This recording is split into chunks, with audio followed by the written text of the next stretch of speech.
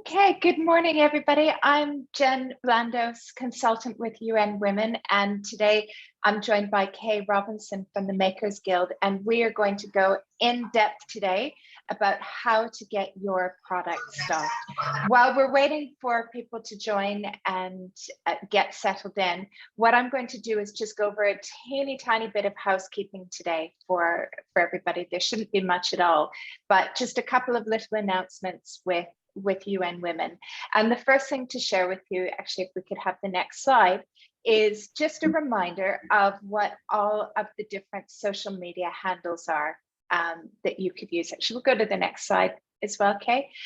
So here are all the different social media handles that you can use if you feel like tagging UN Women or NAMA or Kay as a speaker on LinkedIn, Instagram.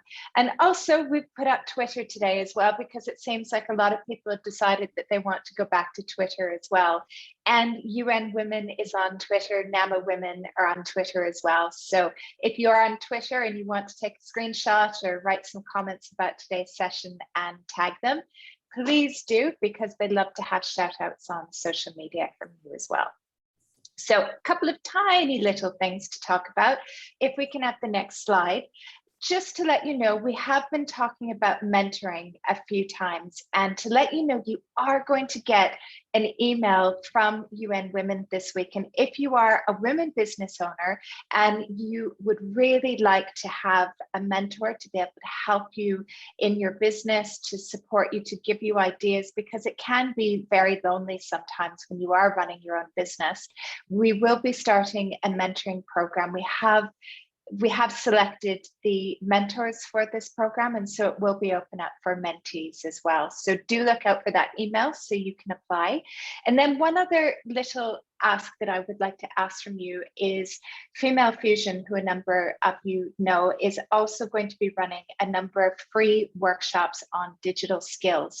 And to be able to understand what sort of digital skills you need, we would love it if you would be able to fill in a tiny survey just to go and let Female Fusion know about where you're at on digital skills, where you're at with selling for your business online. So we're able to go and identify the right digital skills workshops that can be run for you as well. So there's a little link for you on that survey if you wouldn't mind filling that in today. Okay, let's move on, Kay, and let's kick this off. So the first thing we're going to do, as we do every time, is we love to hear from you about how you are in the area of the topic that we're covering. So today we're talking about how you're going to get retailers to stock your product. So if you wouldn't mind just very quickly telling us how you feel about approaching retailers to stock your product. And it looks like quite a few people have said that you don't even know where to start, which was quite common. And then there's a number of people as well who are saying that they need further advice as well. So do please keep telling us where you are, because it's really going to help Kay understand where she's going to be able to pitch today's session at as well. Okay, while you're doing that, while we're filling it on, I would like to introduce you to Kay. And I want to have Kay tell you a bit about her and who she is. So I have met Kay, and I have always really respected Kay. She has this wonderful shop in Times Square in Dubai. And the thing I love about her shop is that it supports so many business owners, and especially women business owners. And it is such a lovely eclectic mix of everything. And so when we were looking within UN Women to look at how we could support women about getting their product stocked, Kay was the first person that I thought about that would be a great person to share that knowledge. So Kay, I'm going to hand it over to you so you can tell everybody a bit about yourself and a bit about the Makers Guild and how you can share information with them. Okay, thank you very much, Jen, and thank you very much for them kind words as well. And to UN Women for inviting me today. It's truly an honour to be able to speak. Yeah, I don't actually have an historical background in retail. I'm actually finance trained. I'm an accountant, and I've worked for 20 years in the finance and accountancy world, both in the UK and in Dubai as well, working my way up from making the cups of tea as an accounts assistant all the way to finance controller. Unfortunately, due to a period of ill health, I had to give up the corporate world for a little while, and I started with a small vendor brand that quickly grew to me being involved in a collaboration of a number of vendors, and that was how the Makers Guild came about. We're a fully self-funded, family-owned business. There is no investment backing. We have full control of our business, and we have a strict brand ethos of no wholesale products. We don't buy stock. It's a consignment stock and commission-based business model that supports 50+ small local vendor businesses that we partner with and that we're very, very proud of, and that we try to support. So whilst it's owned by me and my family, it is a community business for me, and it's a passion project as well. So yes, we hopefully can pass on some advice today as a small independent retailer, but I can tailor that up a little bit as well for what the bigger stores might be looking for, or also pitfalls to watch out for in those areas as well. Okay, so before we even start to think about pitching, are you actually ready, ladies? Are you ready to go to pitch? There's a few main considerations to think about before you do that. Number one is, do you have a great product? It seems something to say that's obvious, but if your product is not strong enough within the market, then there's no point in even pitching just yet. Have you got your product to that stage that it's ready to be pitched? Do you have the ultimate belief in the product that you're going to go and pitch? Because if you don't, you won't go with that confidence, and they'll see that. This is one of the biggest considerations: is your product ready? Number two, which is something that I don't think everyone thinks about, if you are accepted, there will be an increase required in the amount of stock that you will need. Whether you're making it yourself or whether you've got a supply chain, can you meet that demand that might come about? Have you got all your ducks in a row, as it were, to be able to meet that demand? What you might need to do is start small and then dream big. If you think you haven't got that capability straight away to produce thousands and thousands, could you automatically go into 50 Spinneys stores? Or would you be better at targeting some small boutique stores first and then working upwards afterwards? Number three, it's another area that I think that people don't give enough homework or thought to, and is, can you afford the margin that they're going to take away from you? Percentages are high within the retail business that you will pay in commission. And even if you're not paying a commission and they're purchasing stock from you, you've got credit terms and they will still push you on your product margin. So it has to be something that you've got a considerable amount of profit margin in to work with, because retailers do have to cover a lot of overheads and they will be looking for quite a large chunk from you. We're not talking 10-15% here usually. That would be very unusual. So it's just something to be aware of before you even start, that your product would have to have a fair amount of profit margin available. Okay.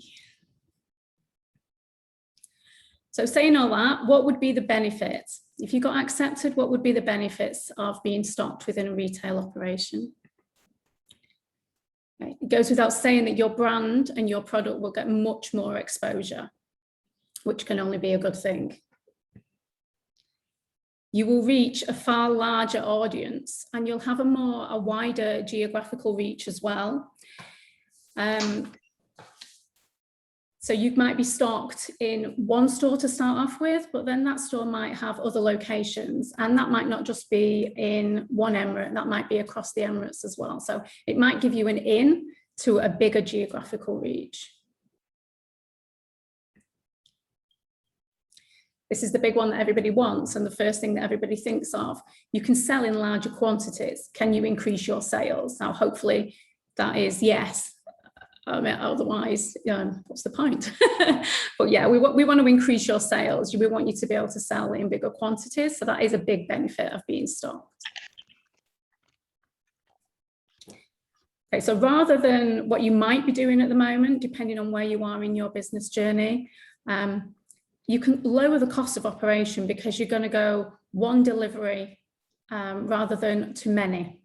So rather than shipping individually each product to many customers, you're now just going to do one bulk delivery to a retailer who will then be able to sell to many for you.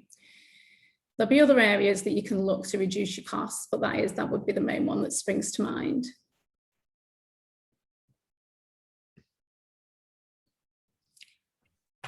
So it's the convenience for you to deal with one client as well in terms of time saving rather than several. You've got one line of communication rather than several happening at the same time. I mean, you might stock in several retailers, but you're still narrowing down and making it more convenient for you. Also, the customer has got much easier access to your products. They know where to find them on the shelf. They might be available much more opening hours. They'll be available when you're not around, when you're on vacation. When you're sick, your products will still be stocked on the stores, in the stores, on the shelves.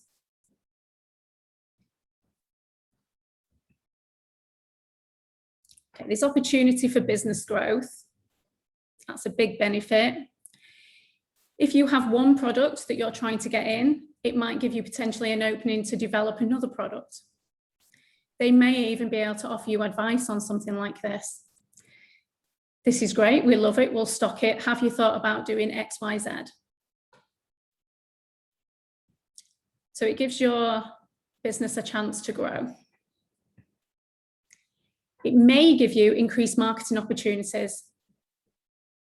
Now there is a little bit more in this, whereas that might come further on, but actually you shouldn't just sit back and rest on that completely. You still need to, if you do get accepted, you still need to push your product within that store. You can't fully rely on them, but isn't it great to have somebody else on board to help you as well?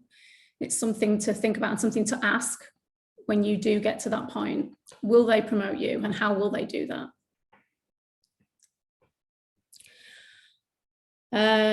Sorry, just going back slightly before I move on. A retailer may also be able to advise you another benefit on packaging and branding.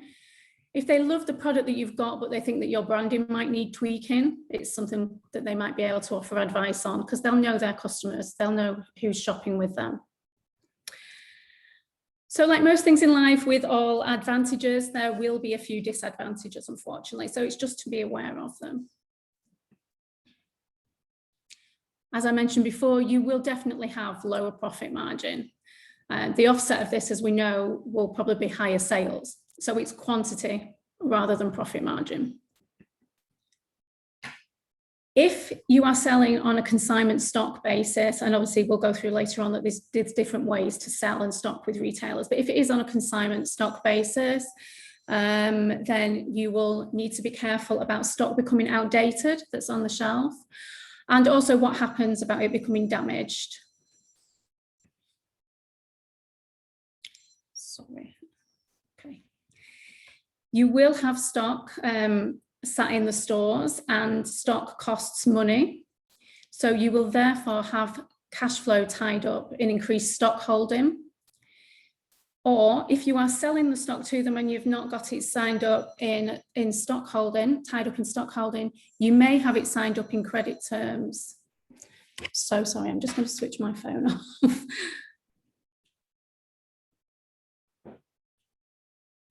One second, ladies, sorry.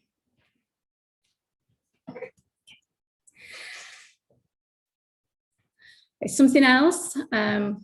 If it's your brand and you've developed it, it's your business, it's your product, you will be very passionate about how it's displayed and about how it's merchandised. You will have some loss of control on this because obviously when you go into a retailer, they will put it out as they see fit. They will arrange their store as is best for them. So it's something that you can liaise with them on. You can advise them of what has worked for you in the past, but you will have to accept a slight loss of control in this area. It is a slightly more impersonal way of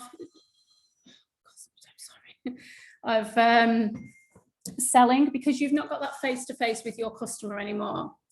If you're stocked in a retailer, they're just finding you on a shelf. So you're not there to upsell your product, you're not there to advise on it. So it is slightly more impersonal. The ways to get around this is obviously with your marketing and through your social media. You can still educate people on your products in that way.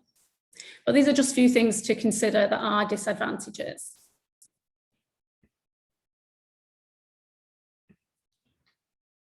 Okay, so where do we begin? We need to understand the market and the potential opportunities that there are. Oh my gosh, I am so sorry. Jen, just 1 second. There's...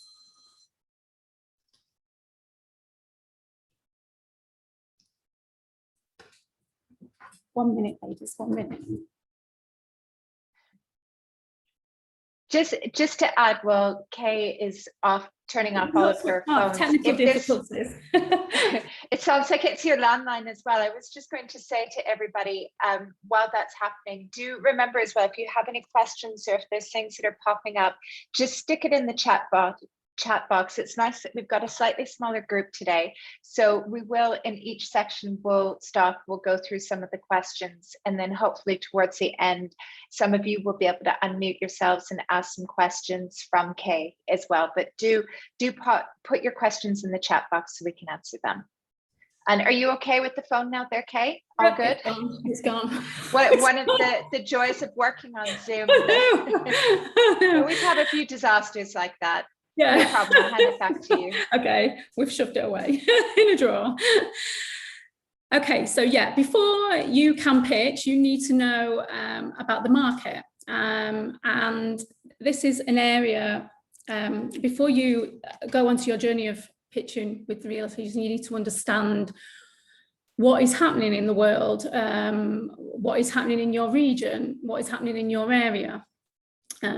You need to have identified your ideal customer and what their shopping habits are. Now, to me, this is something that you will have already done because you will have identified it as part of your marketing anyway, in your business journey. So this will fall within your marketing scope of work. You will know what your ideal customer, who your ideal customer is, and you'll know what their shopping habits are. So this will help you identify where to try and pitch your product. You'll know where they'll be expecting to find it or where people are likely to shop that would like your product. The next item is, like I've just said, it is to be aware of current events. So 5 years ago, you wouldn't be expecting to pitch face masks, for example, but obviously we all know that face masks has been big business. It has been for me in the last 12, 18 months. But there's other things that are happening as well. So there's Expo at the moment. That's a big deal for a lot of people locally. But there'll be national events, there'll be regional events, there'll be local events that might be happening. So, you know, are people shopping for your product? Is it a food product? Would it be better stocked to a supermarket or a deli or a bakery, or, you know, this kind of thing? Is seasonality a consideration? If you sold a fur coat, it would be different than if you sold ice lollies. There will be a seasonal element to that. So depending upon what your product is, you need to give that some consideration. You don't want to be pitching a product at the wrong time, although obviously you need to be pitching it in enough time for it to be hitting the shelves and for you to be stocking up. Is there competing products already in the market? And how do you compare on price point? You need to do a lot of homework on that as well. So there's common sense on issues such as, if there is a product that is similar to yours, but yours is a higher quality, you can demand a higher price point. You don't have to pitch in lower, but you do need to look at the quality of a competing product, the quality of your product, where it's being sold, and the price point comparison as well. Some other things to try and keep your ears and eyes out for are new openings. Is there any new stores opening? Is there anything that's happened recently? Are there any events happening that you think would tie in with your brand and your product? So I'm sure lots of us have friends or family. They might say, oh, have you seen such a new store? Or I've heard such a body is expanding. Or even if you go to your local retail centre and there's signs up, you can see that something's about to open. So it's just keeping your eyes peeled as well for what's going on around you, just something as simple as that. But the big one out of this list, I would definitely say, which is something that, as I said, well, you'll probably already have this information, is identifying your ideal customer.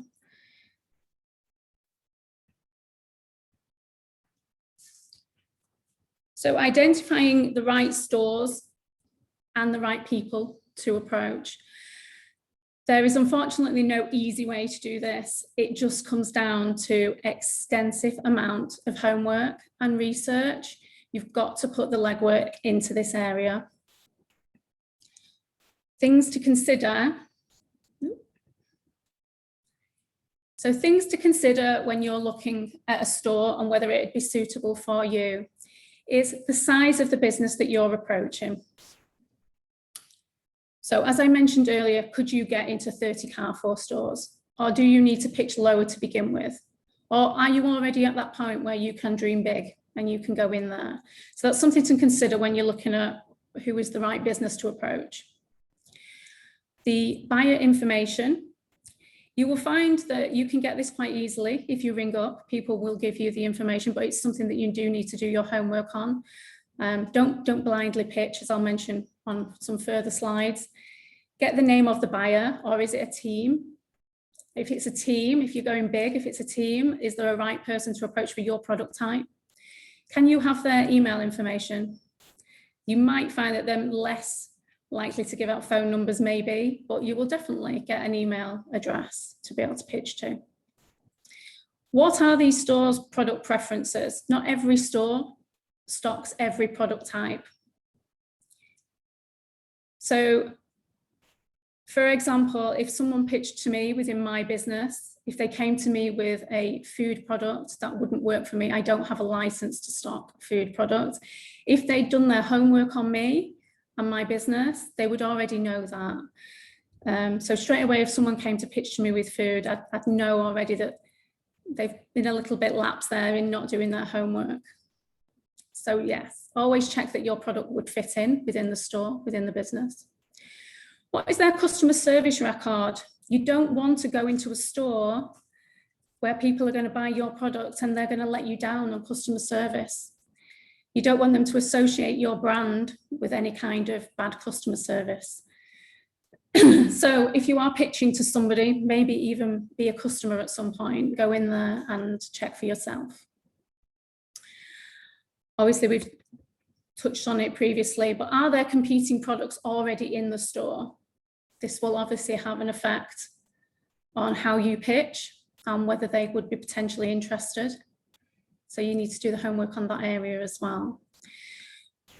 If you can, and this is a more difficult one to find out, but is there any information that you can get on their purchasing cycles? How often do they take new brands on? How often do they change up their product mix? Or do they like to keep a status quo? Do they offer a stock purchase? Will they buy stock from you outright, or do they offer consignment stock agreements? So for a business like mine, we are purely consignment stock. That is quite unusual. You normally do get a mix of both at the moment in the current market. But it's something to find out, because not both may suit your business model. You may need to sell on, you might not want to have a consignment agreement. So before you spend time pitching to them, it's worth trying to find this out. What is their purchasing process? Do they have a process?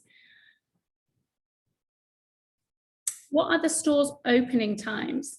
If you get into this store and you know, many congratulations, you've got your product in there and you think it's going to lead to amazing sales, and they'll be buying from you again soon. Or you might have money tied up in consignment stock. You want to know that they're going to have a decent number of opening hours. You don't want them to be open 3 hours a day and closed on a Friday and Saturday, which might be when your customers like to shop. So this is marrying up the suitability of the store with your ideal customer and their shopping habits. Okay, I'd always advise to try to target rather than just completely throwing the net wide. Try to identify these stores and target them. I'm not saying don't apply to many, definitely do, but only apply to ones that are right for you, that would work for you. And that just comes from doing the homework.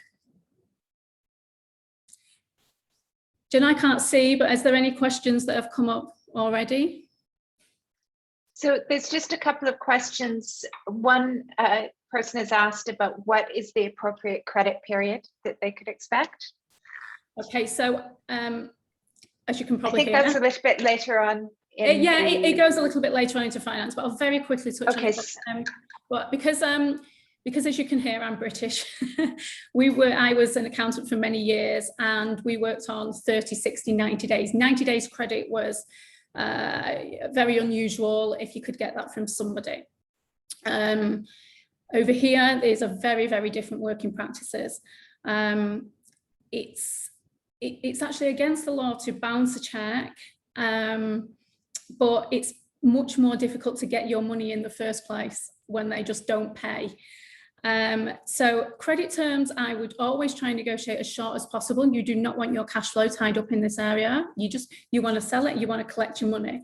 So there is no right and wrong, and it'll be different for different industries, but always try to negotiate the lowest possible credit terms. If you can, if possible, don't offer credit terms. It's something that you don't have to do. It's something that might help you get in there, but you need to make sure that you can afford to do that as well. Going off topic just slightly and into accounts mode, you can have the most profitable business in the world, but if you don't have the cash flow to support that, you can't succeed. It will fall over, even if you have a profitable product and you're selling. You have to have the cash flow to support that business. So that is something to consider when giving out credit terms. It would be great if it was cash on payment on delivery and you didn't have to offer. It will come later on if you accept your products and then you want to get into negotiating terms. It will come at that point. I was just going to say that, just going back to if they stock a competitor product, if you have a unique selling point that differentiates you, this is on another slide as well, but that is a great area. Make sure that the product that they stock, even if they already have a competitor product, doesn't mean that you can't identify them and pitch to them, because you might have a unique selling point over and above a competitor. One other question as well is it possible to negotiate between stock purchase versus consignment? Again, that just depends on the retailer. It completely depends on them and what they're willing to accept. Later, I'll touch again later on it, Jem. It's on another slide at the end. Okay. So I'll chat about it a bit again later. Great. Well, let's move on. Keep popping your questions in, ladies. We're just going to launch another poll really quickly, and then we'll have a lot more questions going up as well. So the next poll, just going to launch it here for you. If you could let us know, how would you initially approach a retail company? We're going to get into the pitching here. I'm going to find this one. While everybody's filling in the polls, let's just see if there's a question, I think as well, there's another question about sales forecasting, and that's a bit more complicated. So maybe we'll save that one towards the end as well. Okay. So while this poll is coming in. Towards the end, I'm just trying to hit at the moment on the beginnings, get ready and pitch. And then it becomes a lot more businessy and accountancy and cash flow wise towards the end. They've got to accept your product first before you can even get into things like that, but we'll touch on that towards the end. Yeah. And it's interesting just having a look at how people would look at pitching. So a majority of people say that they would look at email. And then we've got second, people would do it through social media, such as Facebook or Instagram. And then maybe meeting up at an event or knocking on the door. So a good mixture there as well. Okay. Okay, I'll end the poll there. Yep.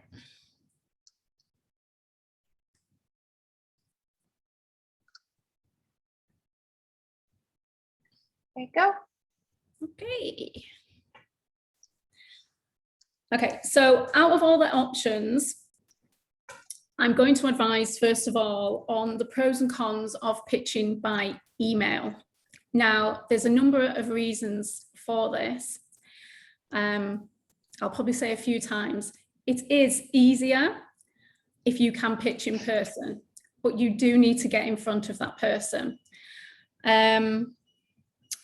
Whilst pitching is an easy skill to learn, there is still an art to it. And so whilst if you're just starting out on your pitching journey, it might be better to approach by email until you've built up your confidence. It might be that you have a few practice pitches first, and then you gain more confidence in doing that. Just on the telephone, that is very difficult. The telephone, you can't really pitch very well because they cannot see your product, so they can only hear you talk about it. You might want to pitch to try and get a meeting by telephone, but I would prioritize emailing above telephone. You could telephone to follow up, but I would try and email because you can attach images, you can give a lot more information. Doorstepping, you have to be careful with. You may get in front of the person, but it might be seen as a little bit abrupt if they're in their working day and you just appear. So you could try that, but it would be better if you'd already had a prior introduction to them, and it would be better if you could get an invitation to come and see them rather than just door stopping. So the social media one, it is good to try and make a connection, but from personal experience, and I'm only a small independent retailer, I get them coming in and I never want to be rude. I want to try and reply to people, but they honestly get lost. I get them through to my personal WhatsApp, I get them through to Instagram, I get them through to Facebook. They go to others folders that I don't find for weeks, and they get also lost amongst lots of other messages. So that tends to happen. Whereas with an email, we give any potential vendors a dedicated email address, and we have a dedicated folder that it goes into. So it's much easier to keep track of from my point of view, from a retailer point of view. It might get you an introduction, but just bear in mind that it might get lost. I'm just going to close all these other screens down so I can see. There we go. Okay, so to start with, the pros and cons of pitching by email. It's super quick. You can tap out an email in no time at all. It takes the least amount of your time.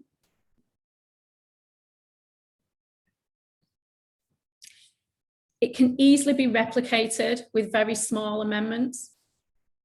So when I said don't just send to every man and his dog, target people, you can do that, but you can still target a lot of people and very easily replicate the details within a template email that you get set up. There's absolutely no costs involved in doing this other than just your time. To send an email is free.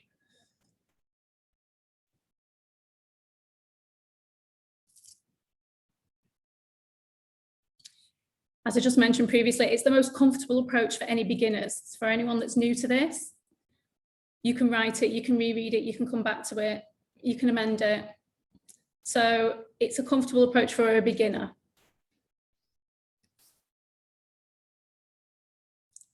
Okay, so a con as well, this is pros and cons.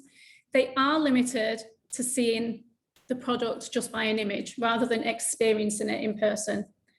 They can't tangibly see it. But this is better than seeing an image than not seeing an image and being over the phone. It is easier It is easy for buyers or owners to ignore an email. They're not face-to-face to you, so they can ignore you. So that is a con. However, the other side of that is you're not putting them on the spot, so they don't feel uncomfortable. You're not just bombarding them all of a sudden by doorstopping and appearing in front of them and making them feel uncomfortable. They've got time to digest the information that you're presenting to them and to look at it in their own time when they feel comfortable. They can also keep the information for the future, and then they can review it whenever they want to. So if your first introduction, not a second meeting, but your first introduction is just in person and you're bombarding them with all this information, they may not take it in, especially if they weren't expecting you that day. Amongst the rest of everything else that's going on within their working day, they might not retain all the information that you're telling them, or the brilliant positives about your product that you're informing them about. They might not take it all in, but with an email, it's there. They can come back to it. They can look at it again. So pros and cons, as in everything in life, but just things to consider. So best practice, if you do go down the route of an email pitch. Okay, be brief. There's no need to be absolutely overwhelming with information right now. You do want to make your point. There is certain things you need to include, but don't use several words when one will do. Just try to keep it brief, because they probably get a lot of these kind of emails. By brief, 2 to 3 paragraphs will be enough. That will suffice. The second element is always include product images. Again, keep it brief, 2 to 3. 3 is great. Make sure they are high quality and that they're small images. High quality, high resolution, nothing blurry. You're trying to give a good impression. This is your chance to give your great first impression. And try and embed them in the email rather than have them as attachments. Just going back to an earlier slide on trying to find out buyer information, always try to personalize your email. Try to pitch it to the person and not just to Mr. or Mrs. Buyer. If you can get that person's name, it shows that you've done your research. Always try to put in the store name as well. Although these emails are easy to replicate, we don't want them to know that that's what we're doing. We want them to think it's personal to them and that we've put lots of effort in. So always try to include the store name as well. Within your 2 to 3 paragraphs, explain why you think their customer will want your product. This is going to help the buyer to visualize the connection between your product and their store and their customers. This is probably quite an important part of why do you think it would fit in for them, because it helps them to see that. It makes it an easier decision for them. This is another area where you can highlight your unique selling point as well. Try to highlight what makes you unique from everything else that they already stock. Sorry, Jem. No, I was going to say that this is basically your favorite way of getting pitched by people, and how you would recommend mainly that people should be taking their products. You know what, this is just me personally, but I only do take email pictures. I do have people turn up in the store, and it's exactly what I've just said. I'm already rushing about trying to fit, like most of us, I'm a working mum, and I'm trying to already cram in lots within the day. I have my staff and I need to do things with them when I'm there, or I have vendor meetings. So I prefer, if I'm meeting new vendors and I'm taking them on, I prefer to have already arranged a meeting with them and scheduled it into my day. And if we even get anything via Facebook or social media, I always ask people, my reply to that is, please reply, please again apply by email. And for me personally, it's because at the moment we're pretty full and I can't take much more at the moment in the current store. We're really hoping to expand, but I can't. I'm struggling for space. However, Dubai is so transient that people come and go all the time, and I might have an opening for that kind of product type at some point. And with email, I can keep them on file and I can look who has applied. So it is my personal preference. It is what we do. However, obviously getting yourself in front of somebody is great because they can see your physical product. But as a first line of contact, I really rate email pictures, yeah. And I guess as well, you never know what the person is going through during the day. And even if they are in the shop and if they're busy, it might not be the right time. At least probably get that first interaction for email. If an opportunity presents itself, like if you are at an event, it's fabulous to put yourself out there and go to a networking event. Yeah, don't think, oh, I can't pitch in person, I need to send an email first. Take that opportunity, you know, to introduce yourself and get acquainted with somebody. That's fabulous. But if you haven't met anybody before from this business, or you haven't come across them before, an email pitch is a really great place to start. And especially if you're just starting out on trying to get into your products into retailers, you won't. Even the most confident of people, and even if you're super confident of your product, it's difficult to do. It's an art that you still need to learn. And buyers do prefer to have a meeting scheduled beforehand. Yeah. Okay, good. So remember that, ladies, email pitching is the best way to go. Number 5 is, though, to request an appointment. This is what we talk about a lot in Female Fusion. This is your call to action. You know, don't just send an email saying this is my product, it's amazing, I'd love to be stocked in company ABC. You've got to have what they call a call to action. So make sure you put in there, could we request an appointment? I can make myself available, and we could do it. You know, you can then follow that up with a telephone appointment or a Zoom appointment or an in-person appointment, but make sure to put that request in your email. Common sense, but always proofread for spelling mistakes, because this is your first impression. So this is the impression that they're going to get of you. So I'll just make sure there's no spelling mistakes, no grammar mistakes. And the biggest thing is, if we're going to re-replicate this, which is an easy thing to do, and I think you should do, but ensure that there's no references to somebody else that you've used it for prior. So make sure there's your buyer and your company name that you are mentioning do go together. They're not from a previous email or a previous pitch. So it's just sense checking all the information that's in there. This doesn't take, it doesn't take much time, to be honest. Once you've perfected what you think is I think number 4 is probably the hardest section, or the section that you will work on most, because you are pitching your product to them. Why should they take your product? What is your unique selling point? Why would you be great for their customers? Or why are you better than what they already stock? And you've got to try and get that into a paragraph.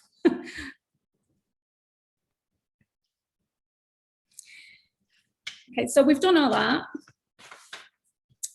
What will they initially be looking for? So just super simple from the start. What will make them look at you? It's the product. It needs to be commercially viable. So just from my point of view again, in my business, I might look at a product, I might personally like it, I might think it's amazing, but it might not work within the mall that I am in, with the footfall that I have and the customer base that I have. So I might have said that'd work for me if I was based in a different area, but I know it wouldn't sell for me here. So they're going to be looking for something that fits in with their business that would be commercially viable. And it has to be a high enough quality, or of a quality that they stock as well. Does it fit in? That's what they're going to be looking for. They're going to be looking for a reason that your product and brand is preferable to all the other pictures that they've received this week. How will you stand out? And for UK, what makes somebody stand out? Do you have an example of anyone that's maybe stood out? You don't need to say the name, but maybe something that somebody's done that stands out. I don't, but because of what we do, I have a little saying that I want that we take a lot of handmade products, but I want handmade, not homemade. It has to be up to quality. Yeah. It has to be up to quality.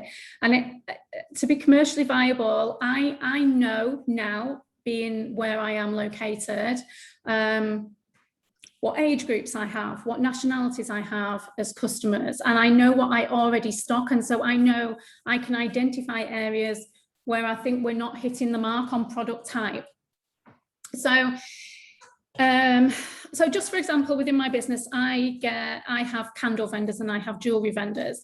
I also have 10 requests a week from candle vendors and jewelry vendors. And some of them have amazing products and I wish I could take them all, but I can't have too much of the same thing. So to compete there and be, it just would have to be something very different than what I already stocked.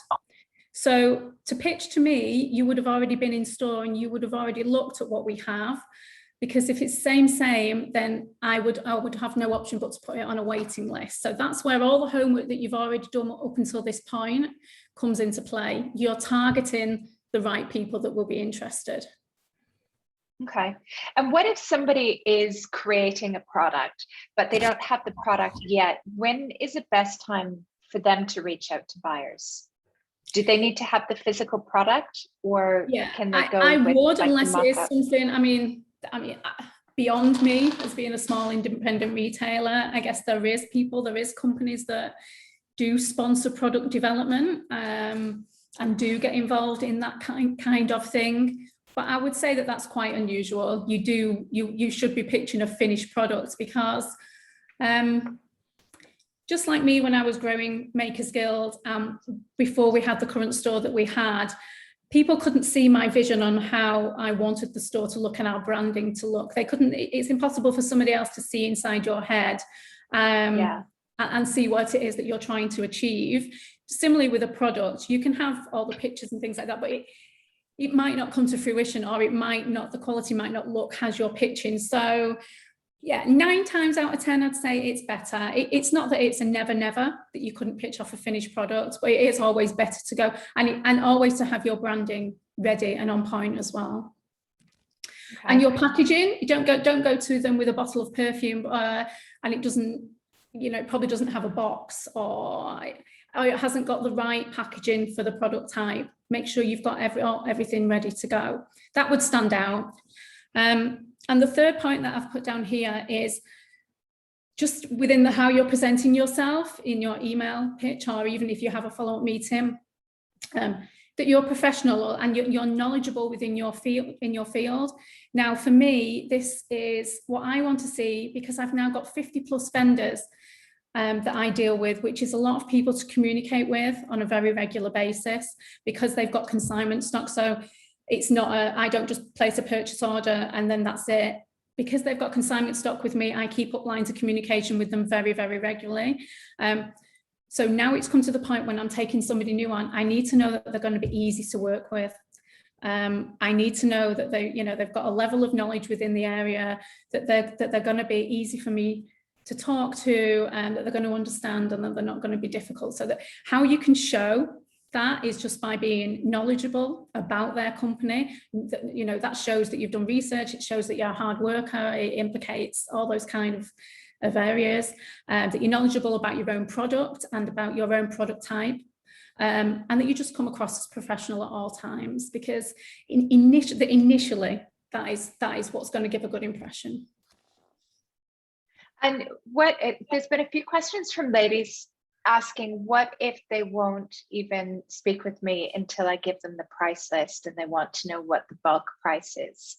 How would they deal with something like that? So you would like to think that they would give you a first face-to-face meeting before they got into that, because they need to like the product. So you should get a meeting before you get to that point. Yeah. That would be bad of a retailer not to do that, because it doesn't allow you to upsell your products and their unique selling points. If they don't, then it comes down to what you're happy to share and how happy. I mean, all of this there is no, like most things in business, there's no right and wrong path. There is individual personalities and individual ways of working. So it has to be right for them, but it also has to be right for you as a supplier as well. So it comes down to how much you are comfortable with sharing at that point. Okay. They shouldn't ask you to be sharing that kind of, I wouldn't imagine that kind of information just simply on an email pitch. You would think that you could get in front of them face to face before that point, and then that's the type of thing that moves along, because they would want you to pitch the product before that, so they can see it physically, that you can tell them why it's amazing and why it's better than anybody else, and then you can start talking about profit margins afterwards. Okay, thanks, Kay. So super easy. I'll just put them all up there. So when you do get in front of somebody, congratulations, you've got in front of somebody with your product, that's great. Pitching in person is always the best strategy, even though I've advised to do email. It's a way to get in front. Email is a way to get in front of somebody. It gives retailers a chance to ask you questions as well as they occur to them. And it gives you a chance to passionately tell your story and to show them physical samples. Okay, so always be prepared, always be organized.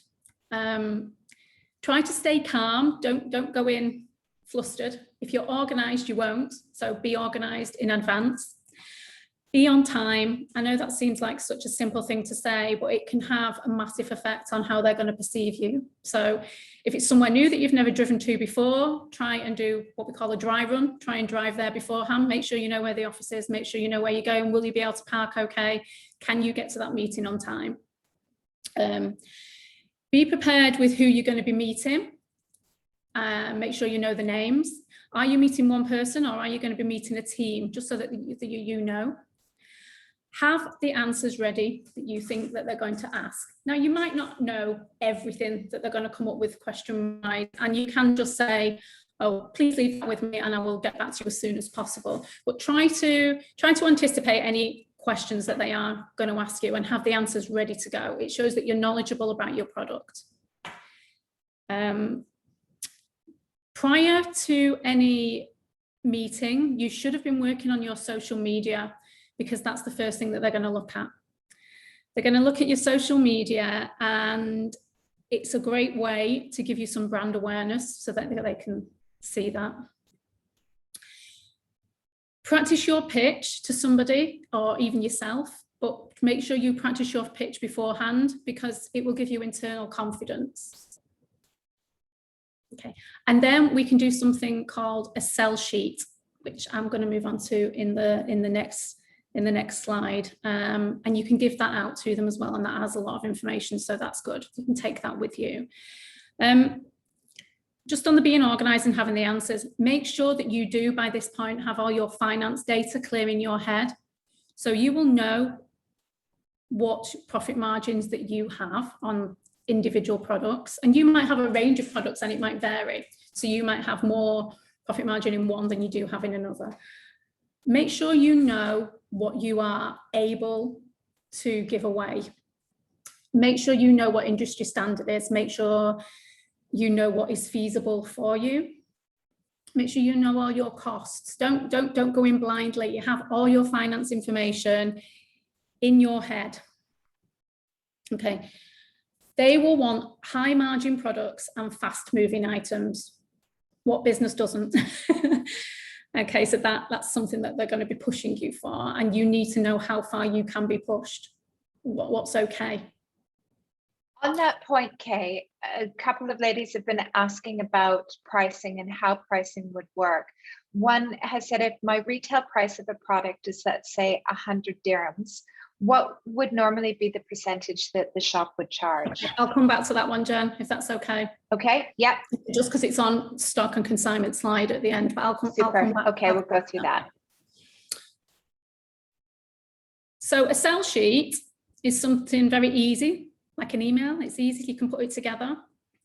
And these are the things that you can include on it.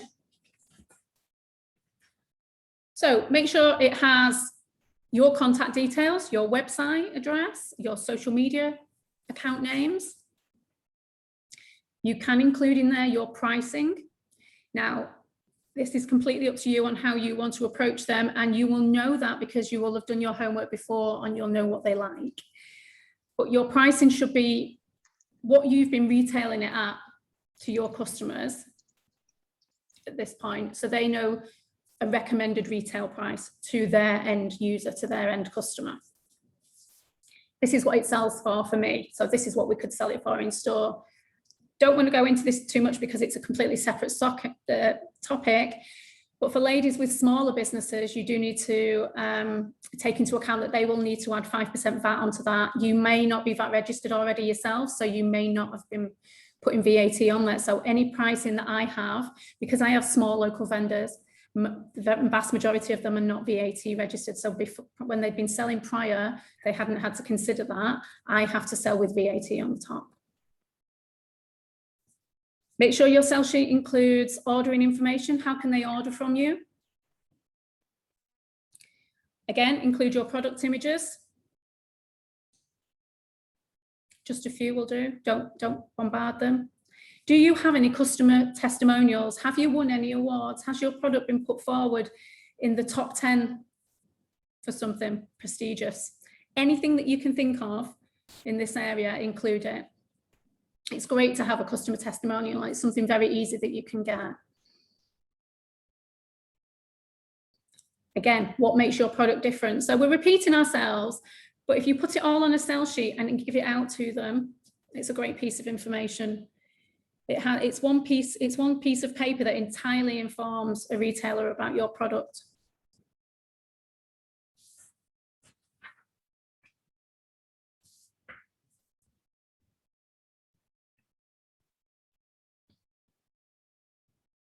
So how to impress when you get there. Some of these things are just going back over items that I've already mentioned, but differentiate your product. Because you have made or been involved in the development or you have sourced your product, you will be passionate about it. What makes it better than anything else? You will know better than anybody else what your unique selling point is. A great thing to do there is just to emphasize probably a maximum of 3 key things to make sure that everyone can remember them. So when you're differentiating them, is there 3 elements that you could use to summarize? By doing just 3 things, it makes sure that people remembers and they understand what makes it stand out. It'll stick in their mind. Is it the ingredient? Is it the fabric that it's made of? Is it the performance of it? Is it the fit of it, depending on what your product type is? Or is it the price point? This is the only fully organic body butter that is on sale for less than $20. I'm just paraphrasing, but, or is it certified in some way? Does it have some kind of certification? Or has it already been used somewhere or given a seal of approval by somewhere prestigious? All these things would count as unique selling points, and you could use them as your 3 key areas. Have samples to give out, physical samples. This, depending on your product type, this might be too expensive to let them keep it. If it isn't, let them keep it, that's great. If it is too expensive, then still take your physical samples for them to review. I touched on it previously, but make sure in advance that your branding and your packaging all looks spot on, all looks amazing.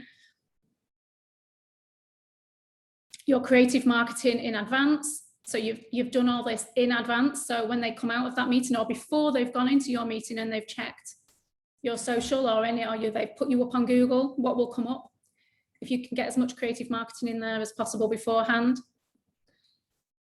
I like this one, ladies. Always pop. Always be professional, organized, and personable. Okay, they might be criticizing your product, which is always going to be a difficult thing to hear, but you still need to answer professionally and you still need to be personable. You need to be likable for them to want to work with you. That's how you're going to impress. Again, I touched on it slightly on a previous slide, but demonstrate your knowledge within your field and about the people that you're pitching to. I know that you used to stock products 1, 2, 3, and I see that you don't anymore. We think that this could be a great replacement. It shows that you've done your research into those. It flatters them that you've taken enough time out of your day to find out information about them. Be confident, have belief in yourself, have belief in your product, make eye contact, and always be open to any questions. Do you have any further questions that I can answer about the product or about the brand? Okay, one of the things that I've heard from some shop owners who receive pitches is that sometimes when they have that meeting, that the person who has the product doesn't always come with the product, and that can make it quite difficult for them to make the decision. Especially if it's high quality. Always go with samples, and like I say, if it's a if it's a shampoo, or if it's a cereal bar, or if it's something that's cost effective that you are able to give out as a sample, then give it them to keep. If it's something that isn't, if it's costs quite a bit to make, you can't go to every pitch and give every person. There might be a full team of a purchasing team there, but still go with a physical sample. Still let them look at it, feel it, touch it. It helps to sell, because it's all about. It might all be about the quality, it might be the fabric, might be the consistency, it might be the smell, might be the fragrance, might be a candle. They need to be able to see it.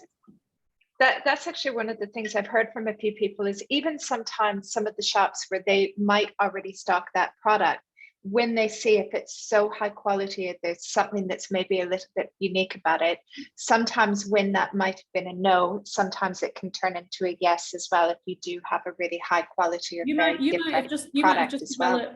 You may have just developed a candle that smells like more amazing than a Jo Malone, but how can they know that if you've not put it in front of them? They can't see that. And they're organic fabric. So I have a supplier, a vendor who does bamboo t-shirts, and the quality of the cotton, if I put these up on the internet now, they would still sell because his designs are amazing. But what sells them really well for us in store is the feel of them. They are so super soft that alone sells them. But if that wasn't put in front of you, then you wouldn't be able to tell that. Amina has asked, she said she's developed a healthy hair perfume. Should she have it dermatologically tested before approaching shops? She said she heard that shops will need to have things tested before selling, whether she's already had the products tested or not. So again, there's not a right or wrong answer here. A retailer may be willing to take it, but if it is an option, if it is a route that you can go down to, it would be a massive plus. It gives kudos to your product, gives an extra element to your products, and with something like that as well, some people may demand that it has been tested just from a health and safety point of view. But even if they didn't, it just gives a quality to your product, an extra added dimension. Absolutely. That's great. Thanks, Kay. And a couple of ladies have also brought up the giving out the samples, especially if it's higher value, that they've been giving out higher value samples, but they would rather not because it's quite expensive. How would you suggest getting around that if they're too pricey to give out? Absolutely do not feel pressurized into giving them to keep. Don't ever turn up to a meeting without a sample for somebody to look at. But yeah, don't ever feel pressurized. No, it's not. I would never expect a vendor to come to me and pitch a product and give me something for free. That might be just me, I guess, but I guess within the region there might be an expectation. But that's not cost effective for a small business owner to be able to do, for a small vendor and for people starting out, not for a higher value product. So you can say, I've brought you these, it's in the way you word it and the way you approach it, I guess. So take a sample with you. And just say, I've brought the sample for you to look at today so that you can see the quality, so that you can see what we can bring to the table. But don't say, I've brought you a sample to keep, kind of thing. Yeah, no, I wouldn't feel pressurized into that. I don't think it's necessary. Your product should be able to sell itself without you giving it away for free. If you've gone right back to the first slide and your product is a great product, you don't need to be giving it away for free. Excellent. Okay, let's talk about the stock and consignment, because there's tons of questions about that. Which I thought and it then would be. there's and ladies, keep putting your questions in the chat box, and there's some that I have missed, and don't worry, we will come back to them towards the end as well. So actually, this is more being accountancy background. This is more I was actually in the United Kingdom, in the UK, I was actually a management accountant. And I was purely a stock accountant for a number of years because I worked for a company that had millions and millions of pounds worth of stock. So this is my area, really. There is obviously a difference, ladies, than if you're selling by stock or if you're selling on consignment. Okay, so what do we mean by this? Well, when you do a stock sale, they place a purchase order with you, you deliver with a delivery note, and they pay you either there and then, or you offer credit terms. And again, that comes down to what suits your business and what you can afford. But that is a stock sale. Okay, this is a faster win sales option, because whether they then sell it on or not, doesn't matter to you, you've sold it to them. So it is a faster win sales option. There are credit and payment terms to be considered. It's got to work for your business on a cash flow basis. There's no risk of a product becoming obsolete for you because you've sold it. It's now almost their problem to clear it. I mean, you don't want your brand affected, but you've sold it to them and that's it, the sale is done. So there's no risk of obsolete products. There's no risk to you of a damaged or lost stock. The only thing to be careful of is when you do agree to a stock sale, that there's nothing within your contract or your invoicing, or that they try to get you to agree to a returns clause, because otherwise you are almost going back to a consignment. If they say to you, we'll buy 1,000 units, but if after 4 months they've not sold, we want to return them to you, you don't really want that. You want to avoid that, because obviously they're going to just push that stock back on you. So ideally, it should be just a plain stock sale. Okay, that's one way that retailers might work. I've worked for many companies that obviously do buy stock. Most of them, in fact, that I've worked for. But my business isn't. My business is purely a consignment stock business, just because of the business model that we operate. So on consignment stock, I can't see that screen there. On consignment stock, what this means is you still own your stock. So you're not actually selling to them. They're just letting you put your product within their space. Now, there's a number of ways that they can do this. They can either charge you space rental. So you can pay for an area, a shelf, a hanging rail. Or you can pay a commission percentage on any sales that you make within a certain period. There is also a hybrid of the two options. It is better, it is more profitable for a company to sell you space, because then regardless of what you sell, they make that money. It would be out of the space rental or commission, it usually works out better. Now, this is completely dependent upon the rates that they're willing to offer you and how fast your items are going to sell within that space. But it is usually better for you to do a commission, because then you're only paying a percentage when you do sell. So an example of that within my business would be, I have a number of vendors that actually probably only sell for me really well twice a year, because their products lend themselves well to teacher gifts, leaving gifts, and Christmas gifts, winter gifts. And their products don't sell as well, just a few units the rest of the year, but absolutely fly out the door seasonally wise.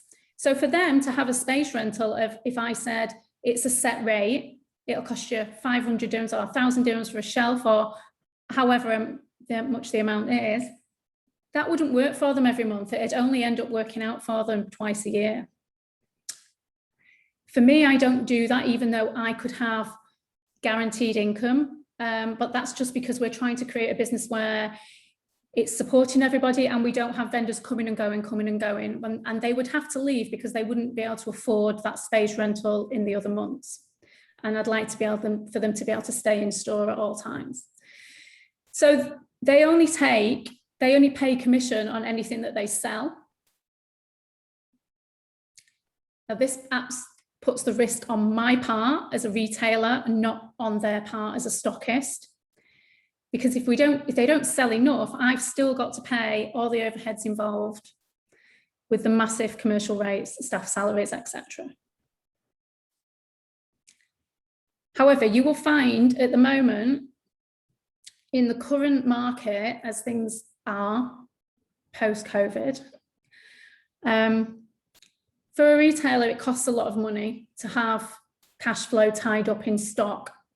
So I think you'll find at the moment that a lot more retailers are open to consignment agreements, which is great because it makes it easier for you to get your products in, because it's a bigger consideration for them to buy stock.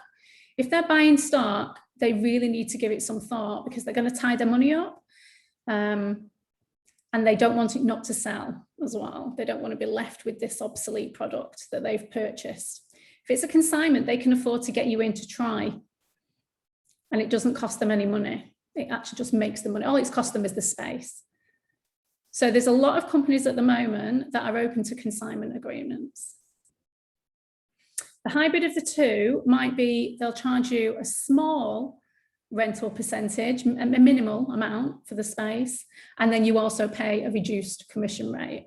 So instead of one or the other, potentially you might have a hybrid of the two. Out of the three options, the hybrid is the least used, I would say. You will need the funds to support the additional stock holding. So for my vendors at the moment, they've got a lot of money tied up with the stock that they have with me. I'm really hoping that we can grow next year and that we can be able to take a second unit. If I want to take any of the same vendors, that's going to cost them a lot more in stock to have stock held up with me. So you need to consider that the more places that you get into, the more it's going to cost you in terms of cash flow in stock holding. Okay. The stock always still legally belongs to you up until the point that they sell it.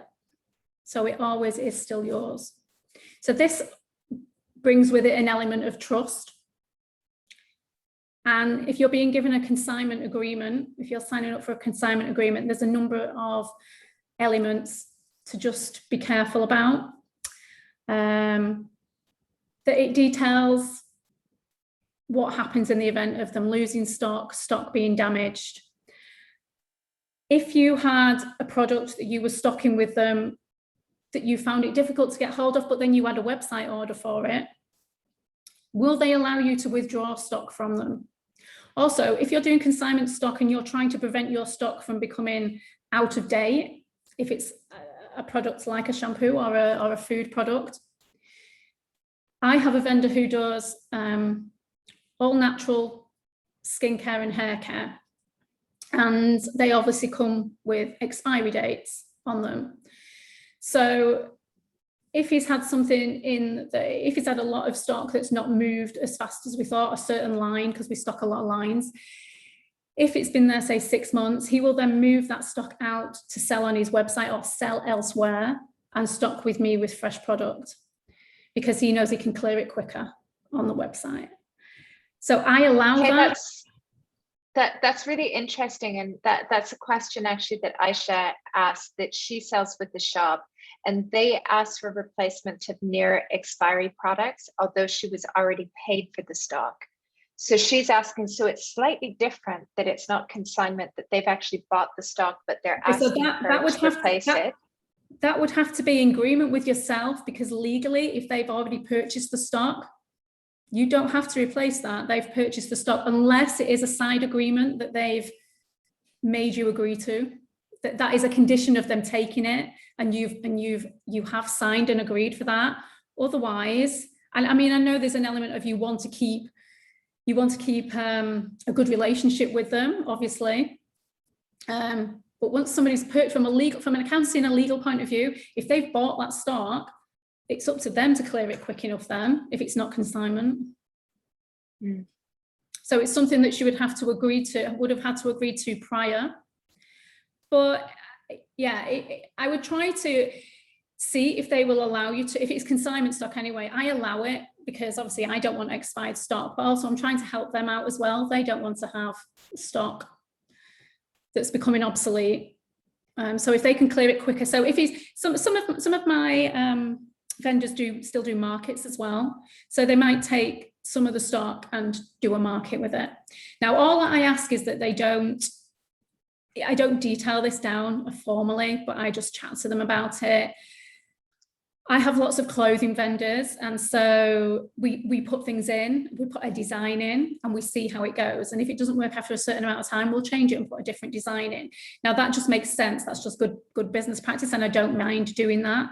But I don't want them coming every week changing the whole rail, because one of the benefits that I offer that's included in my consignment percentage charge is commission percentage charge is barcoding. So I don't want to barcode 1,000 products and then next week you're going to take them all away and bring them back again. So it might be the same with maybe not barcoding, but pricing, or a retailer might need to put their stickers on something. So make sure in advance that you know what's going to be required if you need to withdraw stock.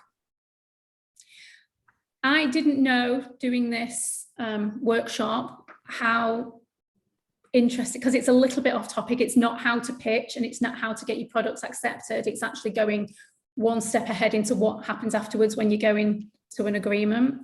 I've got a lot more. I can do a fact sheet if everybody is interested on just tips on when you go into a consignment stock agreement on things to look out for. I don't mind putting a little fact sheet together. I've not put it onto here because I felt that it might slightly be off topic and I didn't know how much time we would have. But yeah, I mean, other things as well to consider is people work differently. So I know that in the commission charge that I charge, that is here, there's no hidden extras. So we offer free gift wrapping within the store, but I don't charge my vendors if we do that. I take credit card in the store, which costs me 3% on average. I don't charge the vendors for that if a customer pays. It's all included within one charge because to me, I don't need to make it any more complicated. It's just how I would like to work and just have one set charge. I do know that that isn't the case in other places. So you will pay a rental fee or a commission fee, but then they will also have other extra charges. So it's something to look out for when you sign up to an agreement. And barcoding as well that I touched on. There's a lot of vendors that will want you to do your own barcoding, which sounds scary, but it's not that difficult. They're not very expensive to buy barcode printers. Now, Kay, while we're talking about this, there's one person who's asked, they've said that one of their retailers asked for rent and a sales percentage. And she said that she's paying 2,500 dirhams rental and 35% of total sales, and wants to know if there's a way that she can get some of that back, if that's kind of a common amount that would be charged, or if it's too expensive, and how she can negotiate it back. So on the topic of what percentage should I be paying, there is no fast rule because obviously it depends on the retailer. It is expensive to run a retail business. There is no two ways about it. Commercial rates, rental rates on physical properties are very, very, very high. So we have no choice to meet overheads than to charge quite a chunk of percentage. I would say when you are looking at what you are paying in terms of paying for rental of 2,500, yes, but how much space does that 2,500 get you? Now, if you're telling me that that gets you 300 square foot, and that's nothing. But if you're telling me that gives you one shelf, okay, so it only gives you one shelf, but does it give you one shelf in a store that has constant footfall all day, every day, 13 hours a day? When you're looking at the rates, I can't really give you any hard and fast figures and rules because it depends on a lot of factors. If it's a little tiny boutique store tucked away in the middle of Jumeirah, maybe in a villa somewhere, you probably wouldn't expect to pay what you might expect to pay with Virgin Megastore, if this makes sense. So that's why it's difficult for me to put numbers on it. You would just have to sort of sense check it with other retailers. I don't know how much. Getting a display point of 3x2, so that's quite a large. That is a large space. It is a large space. Yeah. So I was going to say 2,500 plus 35% is a lot because the percentage is high, but that is a very big space. A 3 meters by 2 meters. Are we talking? Yeah. 3 meters by 2 meters is a kiosk size. That is an actual size of a kiosk. If you try to rent a kiosk from somewhere, you get kiosks much smaller than that. So that is, and I'm presuming that's a monthly charge. If you're getting a kiosk for that, that's quite reasonable. Obviously, the 35% depends on how much you're selling. If you're paying that amount and 35% and you're not selling very much, then that becomes a problem. If it's an area that you've got good footfall and you've got fast moving items, then yeah. 35% to me just sounds high when you're already paying rental, but because of the size that we've just talked about, 2,500 for that kind of size, just off the top of my head, I would say is not very much. So yeah, but maybe she's finding it difficult to work with the hybrid situation, and maybe she can negotiate one or the other. Would that make it easier? Retailers are at the moment open to, especially within the region, they're open to negotiation because any one of us can walk into most malls at the moment and there is empty units. Now, common sense says that that should drive commercial rates down. It hasn't really very much, but they don't want to have an empty store. So whilst you're willing to pay that amount, and that's fine, and you can do that, you've got a business that can take those costs. But if the hybrid situation doesn't work, try to move it to one or the other. So slightly higher rent, or get rid of the rent and work. Will they let you work on commission only? It's quite a hard thing to work with the hybrid. You really do have to do your sums and have to have a good idea of your footfall. Great. Well, we have a few other questions, and I think what we'll do is cover those at the end, because I know you've got one more slide left to cover, and then we can go through more. Have I? Oh, yes, I have. There's one more slide. There's another one. Okay. When you're doing your pitch, what do you do if they have questions for you, or if they have any objections? Okay. So just some really, really simple pointers. Take any advice on board for consideration. Even if you don't think they're right, or even if you feel like they're not being exactly complimentary about your product or your brand, be polite in the feedback that they're giving. Take it on board. Thank you very much. Oh, I'll consider that. Oh, that's great advice. You can always say. Now, you could say, oh, I did try that and it didn't really work for me. Do you think it would work in your setting? Would it work in your store? But basically try to take any advice on board, because they're not giving it to be nasty. They're giving it to try and help if they're giving advice. If they're saying, yeah, we've seen this kind of thing before, and red packaging on a clothing product didn't work. I'm just trying to think of things off the top of my head. But any advice that they can give you for in their retail setting, take it on board.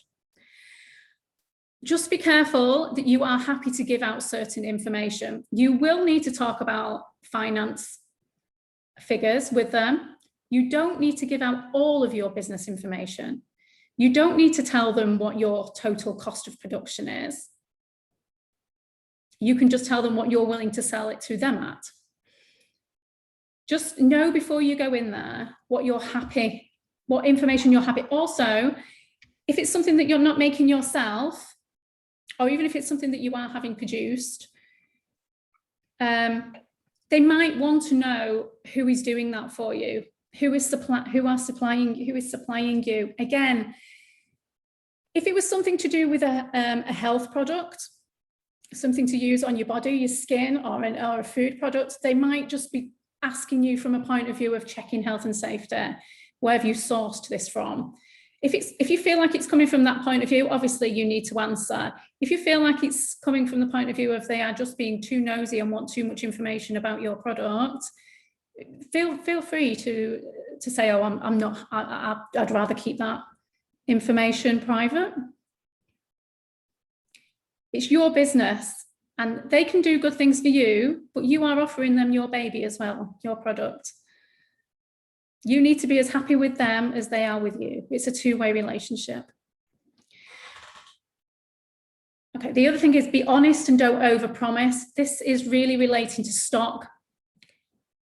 If everything goes to plan and they go, it's amazing, we'd love to take 2,000 units, and then you have an internal panic about the fact that you can't get your hands on 2,000 units, don't say, okay, that's great, thanks.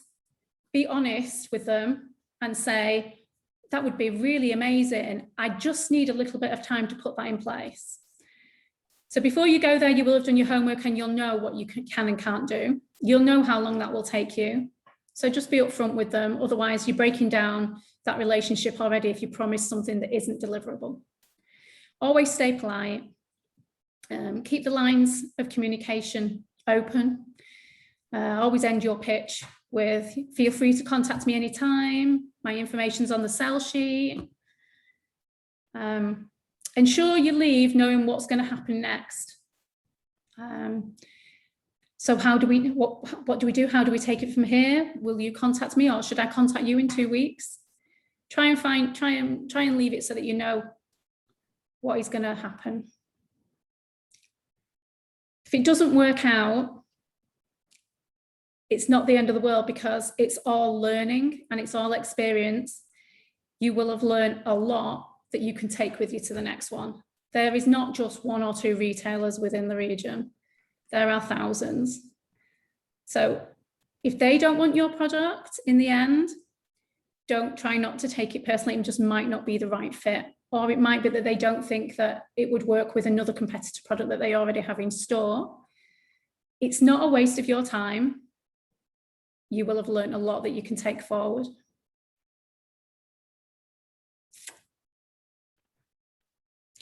And I think I touched on it earlier, but once you are in, if you do get in, don't purely think that's it, and my job is done. I don't need to do anything further. It's going to sit on them stores and it's on them shelves and it's going to sell itself. It won't sell itself. And they might feature you and they might promote you, but you still need to plug your product. You still need to do all the marketing work, but it just needs to include now, please find us at, or we are stocked in. And you still concentrate on that brand awareness, because sometimes in a sea of other products that are stocked on shelves, you can't just simply rely on it being there for it to sell. As you grow bigger as well, you might get to attend industry-specific trade shows.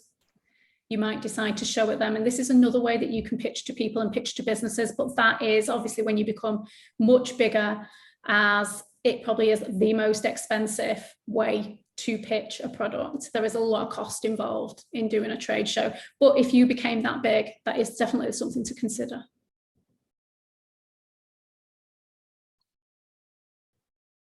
That's really interesting, Kay. Okay. Ladies, if you have questions, pop them into the chat box, and it's amazing. We've got 25 minutes to to ask you lots of questions as well, and I think there's probably going to be quite a few. One has asked just a few minutes ago, they wanted to know, what system do you use to keep track of your stock? We hear this question all the time. So yeah, again, it's a little bit off topic, but I currently have in store a software called Vend, which is just a software, an internet software. And we use our till system through that, and we have our stock system on that. It's great for a small business. I have no problems with it at the moment, and I pay a monthly subscription fee for that. But I do use it as a full store system rather just a stock system. What I would say though is that we will eventually outgrow Vend, especially when we go online. Now we can run our website when we switch it on shortly, hopefully. When we switch that on, Vend will be okay. But I can already see that the number of SKUs that we carry is starting to make Vend a little bit slow, and I can see where it's going to start to fall down in time. But I have thousands and thousands. I mean, yesterday I downloaded a product list, and they're not all live at this one moment in time, but on our system we have over 7,000 SKUs. So I mean, we're talking once you've got, you know, a lot. So for just a simple system, but it does cost. We still, at the moment, there's different packages, and we are still managing just on the basic package with Vend, which I pay in dollars, but I think is about 450 dirhams, something like that, a month. You can also link Vend to a couple of the accounting softwares. It will link to Xero, I know for sure. That's great. It's always helpful if you can get those integrations, because it just saves so much time. We have our barcode scanner linked up to it, so we just scan at the till and it comes up on an iPad system. Fab. Lena has asked, she said, how do I figure out how many outlets I need to stock my products in? I don't want to be associated with rapid fashion, so is there a limit? So again, I can't give you a right or wrong answer, because it's what fits well with your brand and your vision for your products and your brand. But just start small and see how you feel. So obviously there we're just going to say, then don't approach H&M, don't approach, you know, these kind of people. But I would approach boutique stores that fit within your concept, and you will identify them by knowing where your customers, apart from with you, where else do your customers like to shop? And just go around, keep your ears open about people mentioning great little boutique shops or where they picked this up from. But I would just start small then and work upwards. There's no right and wrong answer in saying you should be in 50 units or you should be in 5, because also it depends on the geographical area that you want to cover. If we're talking about how many shops should I have just in Dubai, or how many shops should I have in the GCC region? So it depends on what area you want to cover as well. So yeah, just start small and grow however you feel fits in with your brand, and it gives your supply chance to catch up as well. It's excellent. And I've heard from a few people speaking about shops. We've had this question appear quite a few times about people asking for recommendations for other shops that are like the Makers Guild, or places that they could get their products stocked in. I don't think that there is anything similar to what the Makers Guild is like, but how would they find other shops that they could get stocked in? Because you do have the big ones, like you have the Virgin and you have the different large shops that we see in the malls, but are there ways that they could identify what would work for them? So obviously I'm going to say there's no one like us, because that's my unique selling point. But there are other concept stores, yes, and there are a number of others. And again, it's just like I know of them, and so how do I know of them? By following my vendor brands on Instagram, by following very similar market within my industry. industry specific. By following them, it recommends others, or I can see that they're following others, and that's how I get to hear about things. Word of mouth, social media is obviously a massive thing, and that's pretty much how you have to do your research to get to know about them. So speak to other people within your industry, within your area, follow all these people, and then see who they follow, because you will find something there. At the moment, I would love to take every brand that wants to be stocked, but I can't. There is other places that do a similar. I don't think they're all fully consignment, or they're all fully small local vendor, but they do take people, some of the same people that we do. For example, you've got the courtyard at Ripe, they do this kind of thing, but I think that they do, I don't know the ins and outs of their business model, but they do a rental option. Urban Concept Market run markets, and I think that they're trying to set up some stores. Depending on what your product is, there's a company called Birds and Bees, but it's more children's related, and so it's specific to that kind of product. I shared space with another fabulous female fusion member, Sophie Trabosti, for Eggs and Soldiers before we had our own space. And although Sophie purchases stock, she still also as well takes consignment stock in Eggs and Soldiers and supports local vendors as well with different things that fit into her baby and child business. And I'm not mentioning that so that everyone goes running to Sophie, but I'm just saying other businesses as well, even if they are not fully consignment, they still will be open, so look for stores that stock your product type.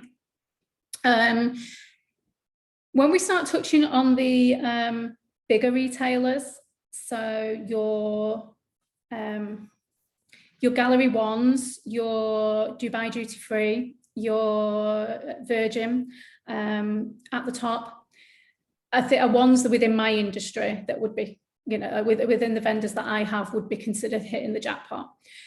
They are amazing if you can get in there. Well done, brilliant. They will take a big percentage. So I am going to start putting some figures on this now.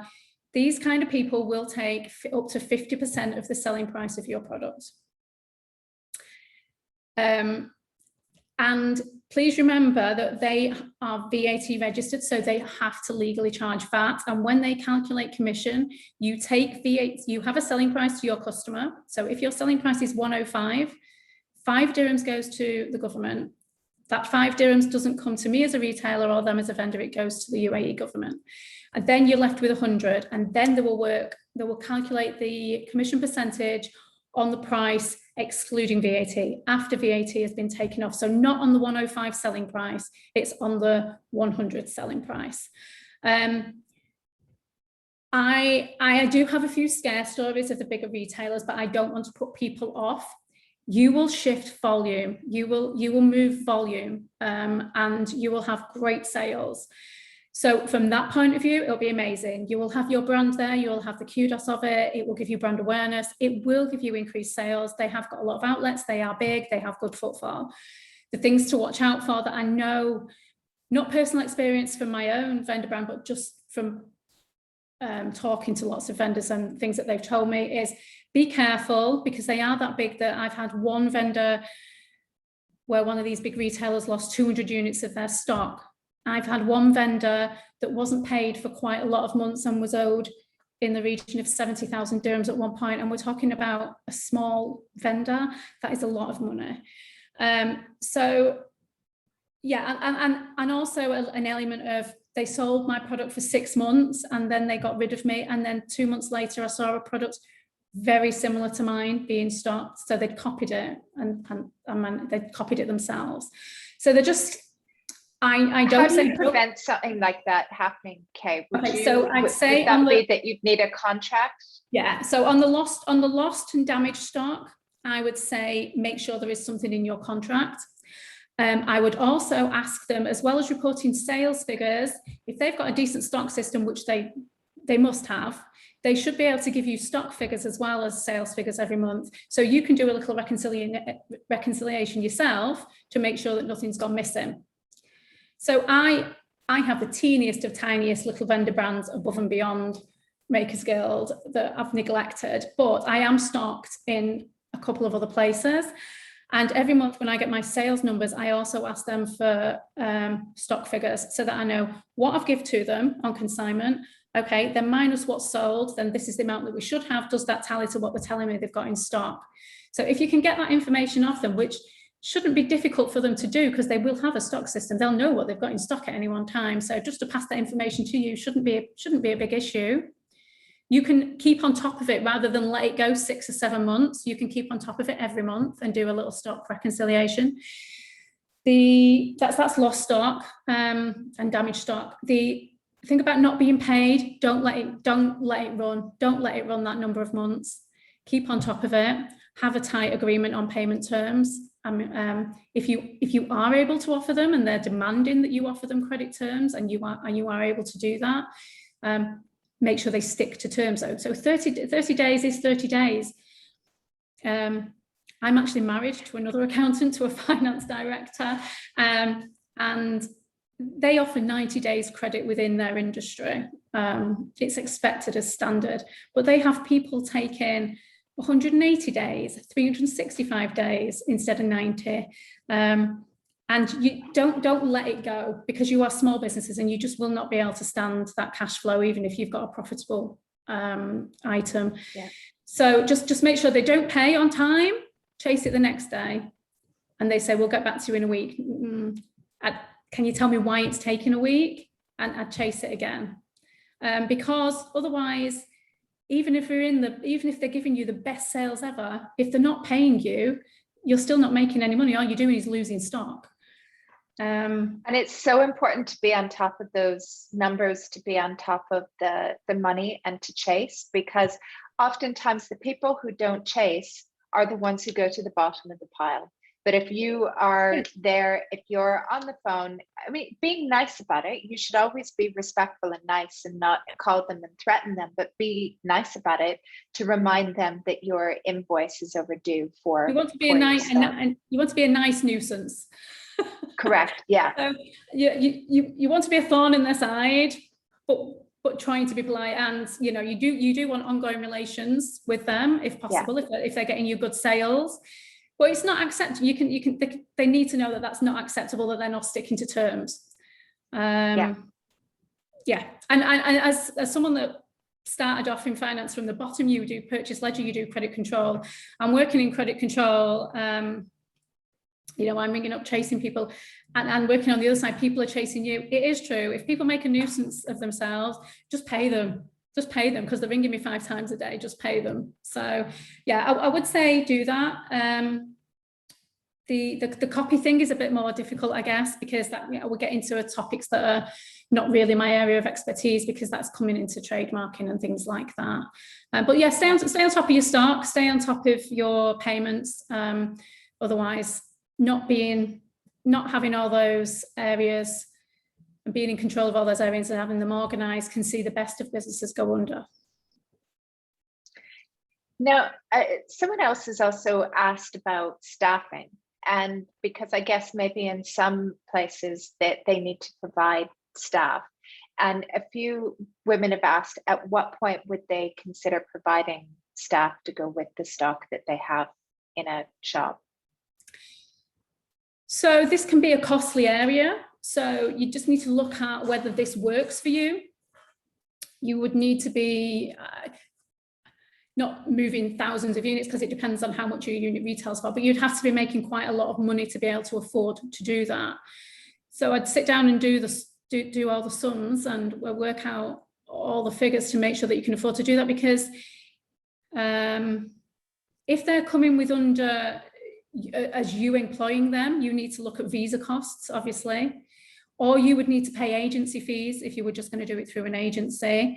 But however you do it, I mean, you can even get in an NOC. So even if somebody is on a husband's visa and you can get an NOC, there is still quite a lot of cost involved in doing that, and you have got to pay these people. So in terms of when do I look at doing that, just as you feel fit that you can afford to do that. I guess it would depend on the number of opening hours as well, because one member of staff is not usually enough to run. Again, that you can do it, but you wouldn't be open then as many hours as a retail unit normally does. I couldn't run my business open. We open 13 hours a day every single day of the year, so I couldn't run with one staff member. So that's something to bear in mind as well. What hours are they asking you to cover? Now, what they might try and do is they might employ somebody on their visa and they might ask you for a contribution, but that opens up another can of worms of them making sure you're getting value for money for what you're paying for, making sure they're dedicated to your brand and pushing your product X amount of hours a week or a certain percentage of their working schedule that you're paying towards. Also making sure that they're trained really well on your product. So I invite all vendors, even existing vendors, if they've got a new product or just to refresh, if I get a new staff member, I invite them to come in and speak to my ladies to be able to upsell the products and give all the great points about, so that we can sell them to customers. So that is a really great thing. If you get stocked in somewhere, ask that. If somebody's going to, I guess in a supermarket, they're picking it up out of a shelf, but if you're talking about a boutique store, you'll have a staff member that will be assisting customers. So can you come in and give advice or train them on your products? Now, another question we've been asked is about the consignment model, and she said that it can quickly turn into an unbalanced equation because it poses no risk to the retailer and a huge risk for the vendor if the products don't move. What incentive can a vendor offer the store to push sales besides the regular commission structure? I'd actually have to disagree with that statement because it is a risk, a big risk for a vendor, for a retailer, for a product not to move. I understand what you're saying from a stock point of view. From a stock point of view, it's no risk to me because I don't own it and I can give it back to you if it doesn't move. But if it doesn't move, that's been taking space up within my store and not been making me any money. So actually, I would have a less stressful life and make much more money if I charged rental rather than having consignment agreements. I take the risk because every month I have to pay them all. I have to pay the ladies and umpteen other overhead expenses that cost a lot of money. And so I've got no guaranteed income because I don't rent out my space. I have to generate the income through consignment. It's actually a really large part of my role is to make sure that the products that we stock are good enough that we can make enough money to cover the overheads. So there is a risk of having consignment. I'm giving space for free, but that is what we're doing. Sort of the trade-off between the two. I'm not purchasing the stock, but I'm going to give you this space to display in my store for free that's open 13 hours a day, 7 days a week, and it's got dedicated staff. We barcode your products, we feature them on social media, etc. That's the trade-off that you get in there. In terms of you're taking a risk on the stock, you're only taking a risk if you don't have the belief in your product in the first place. You should have already done your homework way back at the start as to whether it will work or not. And first of all, at the very beginning on the product, but then secondly, as to where you're putting it in as well. Is it a good fit? And if the project isn't something that expires anyway, and it isn't working somewhere, maybe it is that there's just an error on both parts in thinking that it was a good fit for that customer base that retail outlet gets. But there's, if it's not going to go obsolete, pull it out and put it somewhere else. You still own that stock. Another participant was asking how to put your expectation for sales in the first 6 months to 1 year. Is there a specific formula for that? This is for Kay, the accountant. Not really if you're starting out from new, because you've never done this before. So how can you expect all that you can base your forecast on then is what you've already been selling and how you've already been selling to people previously. Was it just on the internet or was it the markets? So you will have an idea of how much you sell, how many units you sell of each individual item. Then you will know that you're going to go into a store that's going to be open 10 times more hours than you just do. So if you do a market once a week, but now you're going to be open every day. However, their busy days probably fluctuate as well. It's hard to forecast until you've been doing it for a little while. Once you're in one store and you can see how things are moving, that makes it much easier for you to forecast going forward. You know that I'm in this one store, they've moved 20 units a week for me on average over the last 6 months. When if I get into another store, I think that the store's similarly placed for footfall. Are they giving me a similar space? I think it'll be the same again. Or they're giving me much more space. I can display many more products. Actually, I think it'll probably be another 15% more. It's just the reason that I can't give fast numbers or fast rules for this is there's so many variables involved. Yeah. That's useful. Thank you. And actually, you mentioned markets as well. A few ladies have asked, what do you think about participating in local markets, the weekend ones, to get a bit more exposure for your product? So I think markets are an amazing opportunity. And if you're starting out, it gives you a chance to test products. It is a very, very good place to test products. I do think, and I think the people that run markets do a great job of them as well. I don't knock the business model, and I don't think that anyone does a bad job. The only thing to consider at the moment is even pre-COVID, there was a lot of people that could see that they were popular and see that the markets were doing very well, and then the market was flooded with markets. Now, what this did was dilute the secret sauce, really, or the success of some of the first ones or the more popular ones, because vendors didn't know which market to go to every weekend. Yeah. And because of that, they were all spread out in various locations, and each individual market became smaller. Also, customers then didn't know where they were going to be able to find a vendor each week. They might necessarily be in the same place. I think less markets within the region, but bigger, worked better for both customers and for vendors. So at the moment, that is what's the current situation. Then obviously COVID happened and nobody was coming out, so they didn't happen for a while. And then even when they came back, there was just a little while where people weren't very happy to still, come out shopping. But now that is returning, and footfall is slowly returning again as they are gaining confidence to come out, so that we are seeing that. But yeah, I think what will probably happen over time, like with whenever this kind of thing happens, is the best ones will survive and some of the smaller ones may fall away, and then you'll be left again with a great model. So it's just, again, it's doing research on which ones are getting the good footfall, which areas, because there is a lot of them around. But in terms of doing a market for brand awareness, for testing your products, and for starting out, yeah, they're really great. Yeah. Excellent.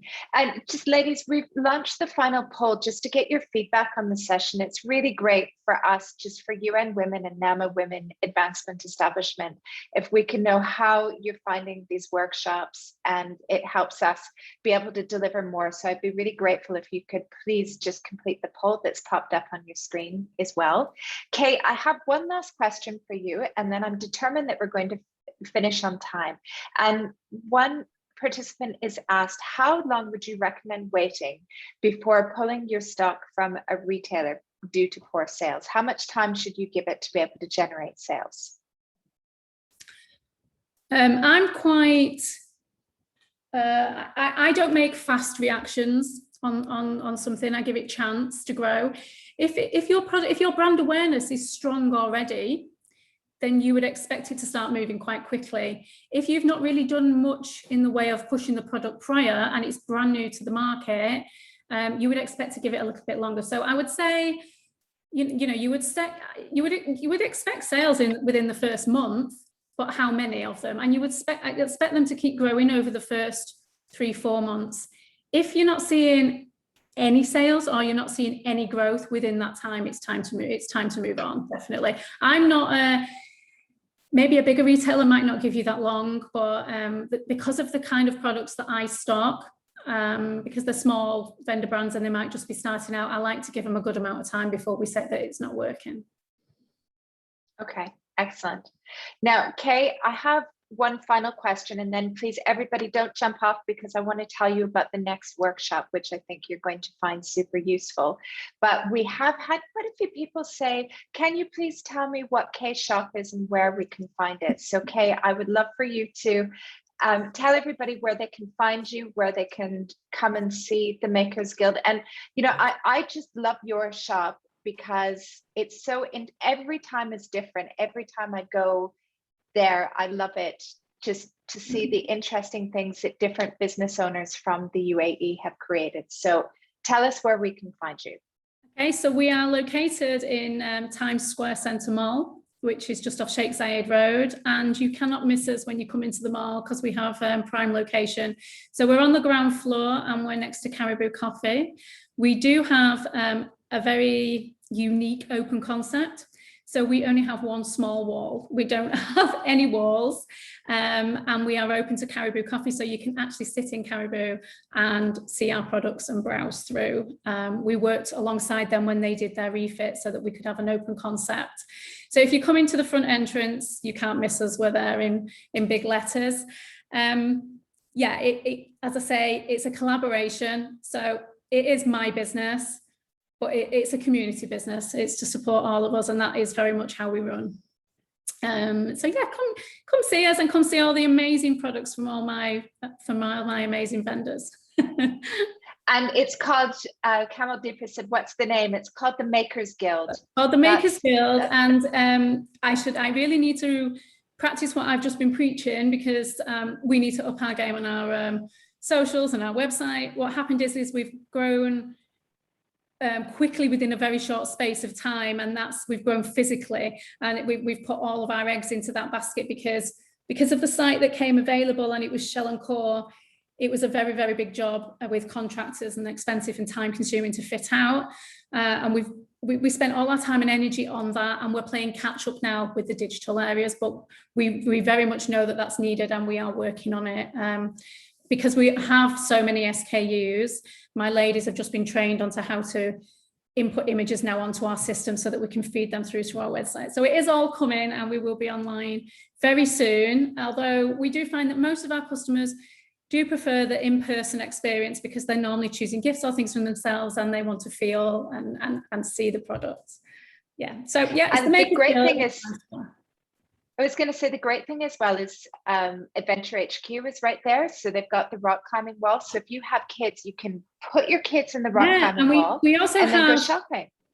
So the mall is really evolving. We're really happy with mall management in terms of, you know, we know historically it took a little bit of a dip, but they're doing amazing things.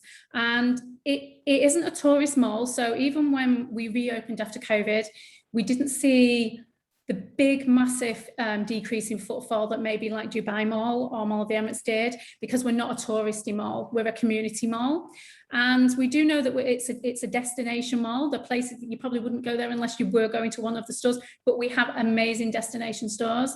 So it's obviously the biggest Sharaf DG, and you've got Toys R Us, and they have got Adventure HQ for the kids, but there's also Melodica is there. So we get, mums love to have a coffee and browse while the children are at the music lessons and the dance lessons. And we've got some great children's stores. We've got Eggs and Soldiers, we've got Mums and Bumps. And we don't actually have a food court at present, but that's because it's almost finished. The new food court will be open in just a few weeks' time, very soon. And it's a very healthy concept food court. So we're really looking forward to that opening as well. That's cool. I like Times Square because there's always parking. That's my criteria. And yeah, it's so easy. It's super easy. Yeah. Excellent. Kay, could you just flip over the next slide? I want to show everybody the next workshop. We have some amazing workshops in October. We can miss the polls. So the next workshop as well that we have is with Rebecca Hall, and she's going to be doing a whole workshop on being investment ready in your business. And we get asked this question a lot about how can I get investment, or what can I do to look towards selling my business? And she's going to take the whole workshop session and talk to you about how you get that infrastructure in place for your business. So that's going to be happening on the 27th of October. So that is absolutely not going to be missed. And you will be getting an email from UN Women and NAMA, Women Advancement Establishment, about that. And also a number of you have been saying, can I have the recording? And you will be receiving an email from UN Women about that as well. So please don't worry about that. You will get it. So Kay, thank you so much for sharing all of your knowledge with everybody today. It was so interesting to learn about that, how people can get their products stocked in shops. Thank you, ladies, to all of you for participating. It's always wonderful to have the engagement and have your participation. And to NAMA Women Advancement Establishment and UN Women, thank you so much for supporting women business owners in the UAE. And remember, we're always stronger together. So do please support each other and work together to help your businesses grow. And on that, we will see you next time. Have a lovely Wednesday, and we'll see you soon. Bye, everyone.